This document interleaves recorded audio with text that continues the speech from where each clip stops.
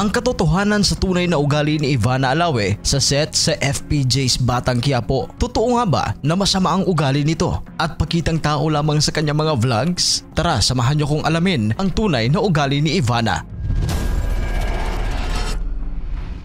Nauna nang kumalat ang ulat na sinabi umano ng personal assistant na nag-last taping na si Ivana. Ibinunyag din ng PA nito na laging wala si Bubbles o Ivana sa taping. Palaging may lakad tapos pinakikiusapan na mag-extend ng oras ay tumatanggi naman. At isa pa, hindi raw ito masyado nakikipag-usap sa mga kasamahang artista. May isa pang ulat na hindi umano namamansin si Ivana at namimili lang ng papansinin sa set ng Batang Quiapo. At kapag dumarating daw ito ay diretsyo na sa kanyang tent o sa kanyang standby area at lagi nakadut-dut sa kanyang cellphone. Pagtatawagin na para mag-take ay nakasimangot naman at saka lang kunwari namamansin kapag magka-eksena na sila ng kung sino man.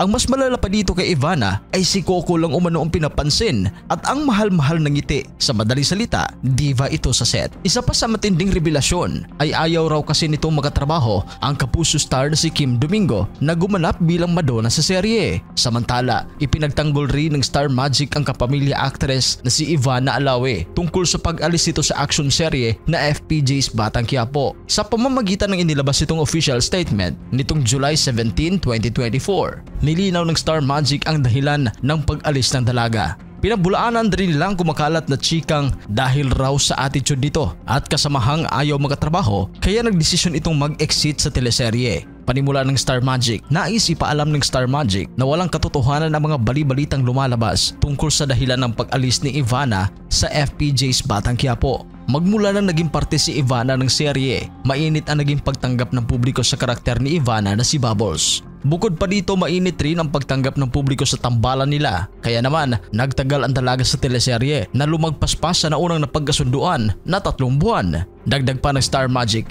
nagpapasalamat kami sa dedikasyon, pagmamahal at masayang samahan na ipinamalas ni Ivana sa kanyang mga katrabaho at sa pagbibigay serbisyo sa manonood. Dagdag pa nito, lubos din ang pasasalamat namin kay Coco at lahat ng bumubuo ng Batang Quiapo sa oportunidad na binigay kay Ivana na maging bahagi ng nangungunang teleserye. Salamat sa inyong pag-unawa at pagsuporta. Samantala, nilinaw naman ng kanyang manager na walang katotohanan na masama ang ugali ng aktres at hindi ito nakikihalubilo sa mga kasamahan. Wala pa namang pahayag si Ivana tungkol sa mga isyong kanyang kinakaharap.